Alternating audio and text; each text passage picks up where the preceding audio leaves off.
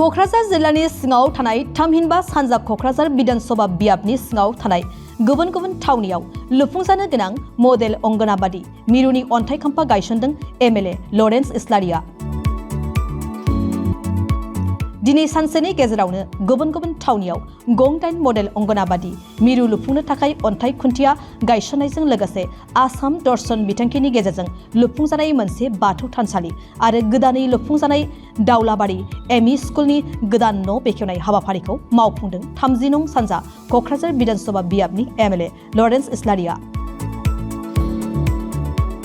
दिनैनि बे हाबाफारियाव एमएलएजों लोगोसे बिफाननि गुबुन गुबुन बिबाननि मावख'गिरिफोरजों लोगोसे इउपिपिएल दोलोनि बिबानगिरिफ्रा बाहागो लायो। आंनि 30 नं क'क्राझार जि बियाब बेवहाय लुफुंजानो गोनां जि मडेल अंगनबादी सेन्टार दङ। दिनै आङो गासै 8था बावहाय लुफुंनायनि थाखाय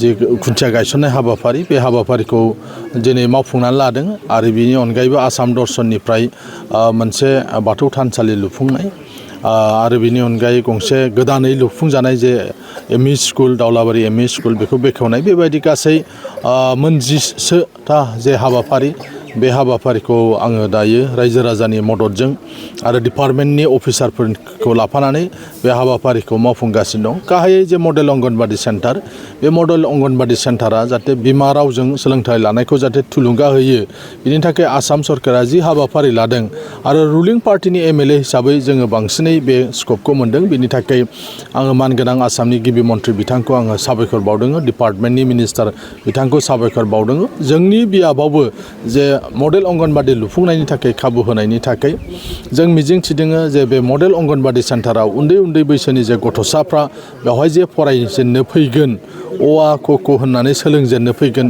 आरो बेयाव फैबाय थायोबा जाहाथे बिथांमोना खाथिनि जिथु एलपि स्कुल गुदि फरायसालि बेवहाय मुं थिसननो थाखाय बिथांमोना गोसो जागोन। दा बेनिखायनो आसाम सरकारा बुंदों हानायसेबां जे मडेल अंगनबादी सेन्टारखौ गुदि फरायसालिजों साखाथियावनो लुनांगौ जाहाथे बिसोरो मोनसे थासारिखौ मोनो।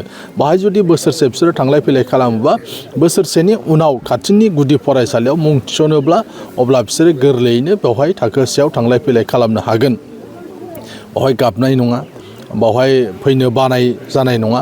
दा बेनि थाखाय बिथांमोना बेबायदि बिथोन होदोंमोन आरो बे लेखायैनो फ्राय आङो आंनि समस्थियाव जेसेबां मडेल अंगनबादी सेन्टार मोनबोदों बेखौ गासैखौबो गुदि फरायसालिनि लांगोनायावनो गायसननो थाखाय नाजादों। मोनसे मोननै टाउनफ्राव बहाबा एडजास्ट जायाखै बे आलादा बाथ्रा, खिन्थु बांसिनखौनो जों बेबायदि खालामनो थाखाय नाजादों। दा बेनि थाखाय आं सानो जे रायजो राजाफ्रा जे फसंथानखौ मोनबाय बे फसंथानखौ जोथोन लानांगौ। दिनै नुनो मोनदों जे जोंनि गुदि फरायसालिफ्राव फरायसानि जे अनजिमा बे अनजिमाया खमायलांगासिनो दङ।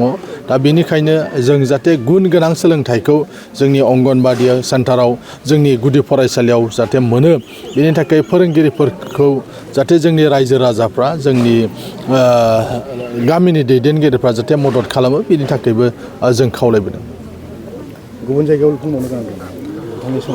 गासै एबार जोङो 40 गं जों मोनगोन। दायो बिनि 20 गङा जोंहा एप्रुभ जानानै फैबाय कमिटिया आरो बे एप्रुभ जानायखौ जोङो दिनैनिफ्राय जोङो जागायदों। गासै आंनि समस्थियाव 40 गं एबार गोदानै मडेल अंगनबादी लुफुंजागोन।